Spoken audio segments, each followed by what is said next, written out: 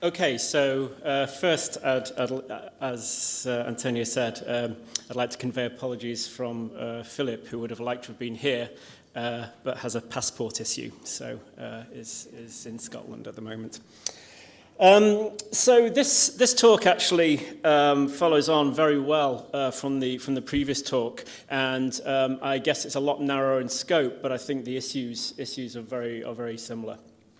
So what I actually want to do today is basically to introduce Moses, which, as you probably know, is an open source software system for machine translation, and to explain how this open source approach we believe meets the requirements of diversity for machine translation. And this is both diversity in terms of the stakeholders and diversity in terms of the languages. So, what is Moses? It's a statistical machine translation system which includes both training and decoding. So, for training, we have some parallel text in the source language and the target language. And Moses gives us the machine learning algorithms to estimate the parameters of the models, which we can then use for machine translation. And Moses comes with a decoder, which takes text in the source language and translates it into the required target language. So Moses it's an open source system, and it has global input. And if you look at the web page, you can see the number of developers. But it does have a strong European orientation, and in particular it's been supported by a number of EU projects from FP6 and FP7, Euromatrix, Euromatrix Plus, and Let's MT. It's also a flexible system, and it's flexible in a number of ways. It's flexible in terms of licensing, which makes it amenable for use in the commercial sector by both service providers and content developers. Localization developers. And it's also flexible in terms of the models and algorithms it supports. So, for example, it supports both phrase-based statistical machine translation and hierarchical or syntax-based statistical machine translation. And as I said, it's an open source system, so Philip's team at the University of Edinburgh have been key in developing it, but there have been significant contributions from a lot of different places, and he just named two key collaborators here, FBK and Charles University. Since it started, it's become a widely used system. If you go, the website gets several thousand visits per month, and there's a very active mailing list. And I think what's of particular interest is that Moses gets both strong academic use and commercial use from people who do not do machine translation research. As an academic system, it plays, I think, an important role in a number of ways. In particular, it provides a baseline approach. So it means that if you're publishing research in machine translation, you can compare it against a strong baseline and what is, in fact, a state-of-the-art baseline. And I think this is clearly demonstrated by the kind of high citation count that the Moses papers have had. It also drastically lowers the barrier of entry for new research groups in machine translation. So, for example, if you want to do state-of-the-art research in machine translation, you do not need to build your own decoder because you can use the Moses decoder. And this is clearly evident in the various evaluation campaigns, where about half of the submissions are using, to some degree or other, the Moses framework. This is actually, I think, important and a factor we see across a number of open source software systems in language technologies, such as Festival and HTS for speech synthesis, HTK for speech recognition, that it really lowers the entry barrier for new groups, so you can focus on specific aspects of your research, but still have a state-of-the-art system. But I think importantly, Moses also is getting a growing number of commercial users. So these are users which is, you could think of these as resellers, where people are building customized systems for specific domains or scenarios. And also service companies who are using Moses in-house. So if you want to find out more about Moses, then you can look at the website at statmt.org, and you can download the binaries and source code from the Subversion repository.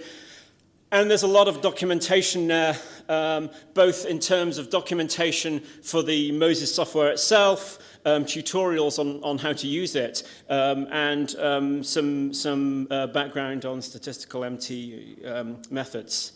There's also a link to an online demo there at demo.statmt.org, where there's a number of models for different language pairs which you can experiment with, and you can also provide corrections to help improve translation. Probably best not to try it right now, as performance may be slow in here. Okay, so what I want to talk about now is something I think that fits in very well with what Joseph was just saying. So research and machine translation and its development and its use is diverse. So it's diverse across the various stakeholders. It's diverse across the use cases and scenarios, and it's diverse across languages. And increasingly at the research level, machine translation research is becoming more and more language specific. And this is seen in the rise of things like syntactic-based or hierarchical machine translation. And it's more and more the case that for example, the ideal researcher to look at machine translation into Estonia is probably a native of Estonia. So one of the things that open source frameworks and general open resource frameworks give us is that it helps to develop a broad network of academic and commercial institutions working around the same problem. And I think this is very closely aligned with the aims of Meta and MetaNet. And I think the large industrial players, in particular Google, have really changed the game in kind of highlighting machine translation and making it, in a sense, a commodity use. But machine translation is also probably just broader than what is supplied by the few big labs. And I think that there's also a risk in not developing such broad networks. And the recent change in status of the Google Translate API, I think is a good example of that. So we see Moses very much as part of such a broad network. So who are the different stakeholders that we see for Moses, or alternatively, what's the diversity? So we have academic researchers. We have commercial developers who are looking at things like localization, looking at providing translation services, perhaps in specific domains, and also the assistance for human translation service providers. Importantly, there's also a lot of different language pairs to consider. For sure, there are now good translation systems, or from a machine translation researcher's point of view, good translation systems for languages that have rich resources, English, French, Spanish, and so on. In terms of machine translation, many of the official languages of the EU, in terms of the technology, can be referred to as second-tier languages. There don't exist the resources for these languages. And then we go and look at all the regional languages just in the EU, never mind globally, which are greatly under-resourced in terms of machine translation technology. And for all of these things, the open source and open resources approach provides a network to connect these stakeholders. So perhaps when Moses is first developed, it was started to think of, well, this is just some open source software, and it will help other researchers, and the open source infrastructure connects the researchers. But increasingly, it can be used to connect researchers to commercial developers, and it can connect commercial developers and researchers to users. And I think It would be too complex, but the arrows on this diagram aren't simply one directional because the experience of users and the domains users work in and so on can have an impact on the development of the software. So much of the core Moses development is, of course, centered in the research community. And Moses is an open source project, so researchers don't just use Moses, they contribute back to it and can become active contributors to Moses. And there's a number of research projects in the EU and elsewhere which are directly extending the system. And again, you can see this in the pages on the Moses website.